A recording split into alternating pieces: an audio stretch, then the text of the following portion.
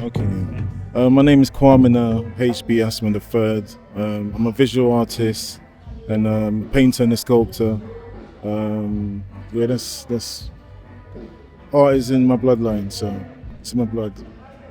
So, how do you express this experience and sharing your pieces, sharing the parts of you here?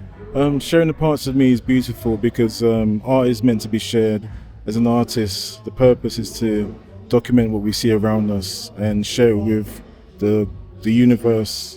The downloads of information that we get, we transcribe that visually into art and transcribe that information so everyone can see that. And the message is what's important.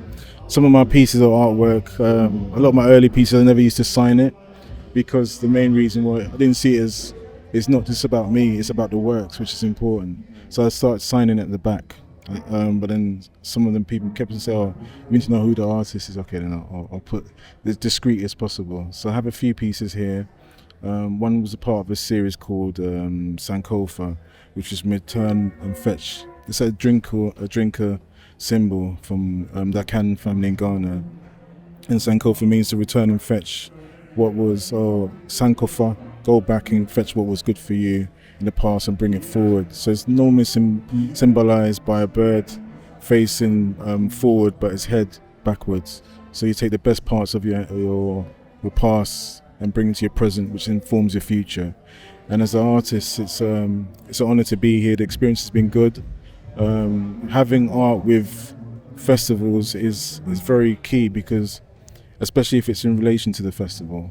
And as I got the call from Makawali to come and be part of this, it was a pleasure. No, not Aki for about 20 plus years, and Barry and Bernie, and then Sister Mora. So it's beautiful to be sharing a space with them and to be part of this. So thank you for putting this on for us. Definitely be here next year if you want us here. But in terms of art, so one of the pieces I've got is called Roll Call, which I did in 2002. So I haven't got any new work here. It's all some pieces which I think would be relative to this experience here in terms of roots reggae. I'm a Rasta man. I grew up as a Rasta, and in terms of my dimensions, I'm also metaphysical.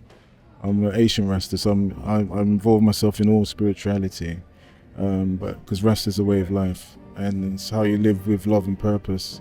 So I've got a painting just right in front of us, actually, the lion heart, just there. Roll Call, which is it's an ancestral piece which talks about power. So you see a queen. It's like basically from a festival in Ghana. It's a harvest festival, but it's a sections of different images that I sketched and then took some reference pictures and painted it into oil. So my medium's mainly oil paints, sculpture. I do bronze sculpture, mixed media work. But in relation to this, I bought a painting of Haile Selassie, which is called King of Kings, and then Reuben Lives, which is a painting of garnet silk, which I did as a tribute for him as well. So most of the work's here about 20 years old, really. So it's nothing recent, but they're still timeless, because art is timeless. Whether it's music, whichever art form, we as individual beings, we're all creative in our own way. So it's beautiful to share that message, and especially in terms of when I heard it was going to have a Rasta village here. So it's educational as well, and going to a festival is good to enjoy the vibes of the music, but there's also be some educational part of it. I've seen that you've put in a class for the children, but the adults should need to be edutainment. So it's really good.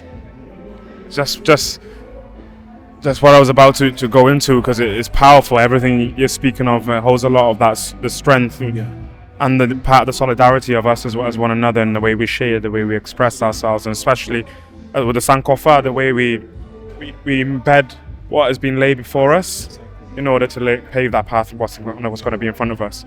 And with our generations as well, how important do you feel, or can you express the importance of sharing these spaces so our young people, our next generation, are able to see it in physical form, see the tangible form, see yourself as well, and see that they can attain to that and even further?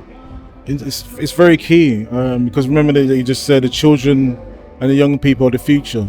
So if you don't see things which inspire you, you're going to go the other way.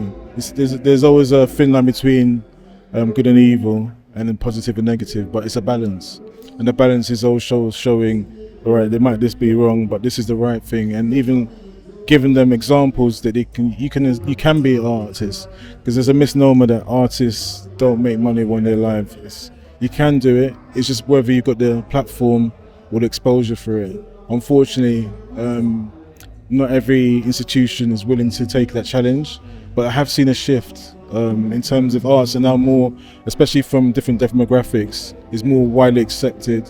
And what you're doing here is breaking barriers, because it shares the cultural perspectives of art, and also to inspire the younger. I've quite been privileged to be amongst like Akawali, Barry. There's another great artist called Pablo Barra, who's transcended on, but he's the same energy that we keep. And I was the youngest one around them, so I was privileged to be there. So it's an honor to be here and to share that love that I've got from them. So in terms of the future, it's very, very important, to answer your question, it's very important to let the younger generation see images or sculpture, or whether it's arts, reflective of themselves, that they can aspire to, and then show them things are possible, and even share that information. That's why we're here, also to if any questions, and give more meaning behind what we're doing, and to share the experiences. And so hopefully next year you see an experience of this on the wall.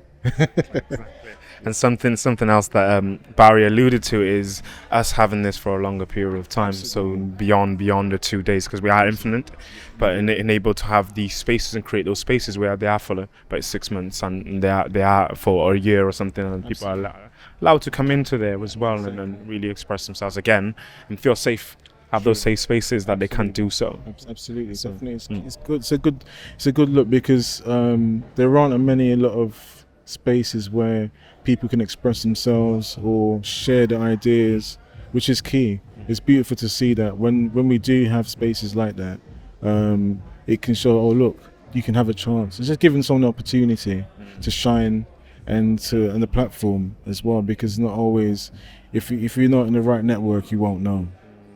But then you're given things that you're doing here, is giving people the opportunity to see, oh, actually, there's something more to than just, it's not just about this music, it's all the whole immersive experience. And the whole immersive experience is everything. Even interacting with you and the rest of the team has been beautiful.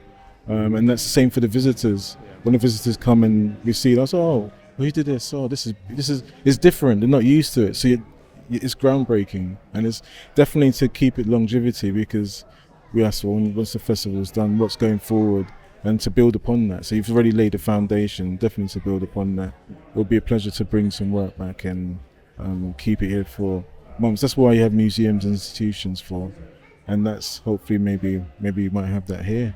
You can create yourself.